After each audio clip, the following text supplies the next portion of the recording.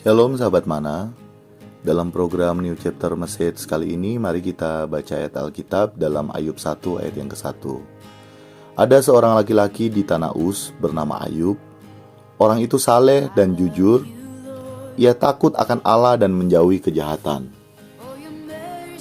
Sahabat, kita berada dalam keadaan krisis kepercayaan terhadap orang-orang yang mengaku sebagai orang Kristen. Karena saat ini orang-orang yang mengaku sebagai orang Kristen yang melekat dengan pengajaran kasih justru tidak memiliki kasih. Berbanding terbalik dengan orang yang tanda kutip di luar Kristen.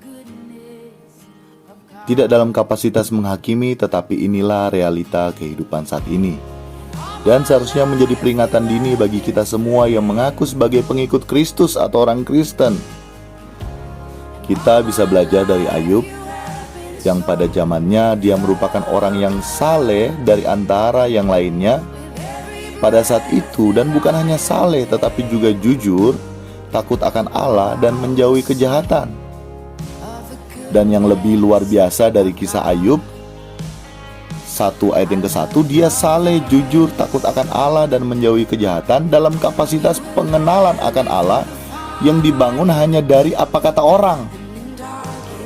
Jadi Ayub saleh, jujur, takut akan Allah, bahkan menjauhi kejahatan dalam kapasitas pengenalan akan Allah yang dibangun hanya dari apa kata orang tentang Allah.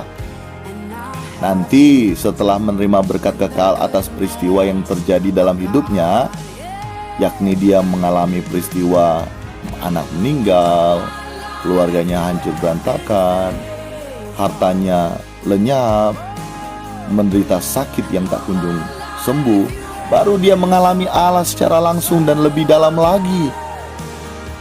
Wow, luar biasa kisah dari Ayub yang patut kita contohi. Perlu kita sadari bahwa saat ini kita tidak seperti Ayub yang mengalami Tuhan awalnya hanya dari apa kata orang. Jadi perlu kita sadari bahwa saat ini kita tidak seperti Ayub yang mengalami Tuhan awalnya hanya dari apa kata orang. Kita saat ini, kita yang hidup saat ini sudah bisa mengalami Tuhan secara langsung. Baik melalui doa, kita bisa berkomunikasi dengan Tuhan, baik melalui pembacaan Alkitab dan peristiwa-peristiwa hidup yang kita alami. Dan seharusnya hidup kita bisa menjadi seperti Ayub yang saleh, jujur, takut akan Allah, bahkan menjauhi kejahatan. Untuk itu, mari kepada kita semua, mari kita mau berubah bersama agar kiranya kasih Kristus nyata dalam hidup kita melalui tindakan nyata kita dalam setiap keseharian kita, perlakuan kita di lingkungan keluarga, di lingkungan sekitar kita, tempat kita tinggal, di lingkungan pekerjaan kita, di lingkungan gereja. Bangun pengenalan akan Allah melalui doa, pembacaan Alkitab, dan juga melalui peristiwa-peristiwa hidup kita.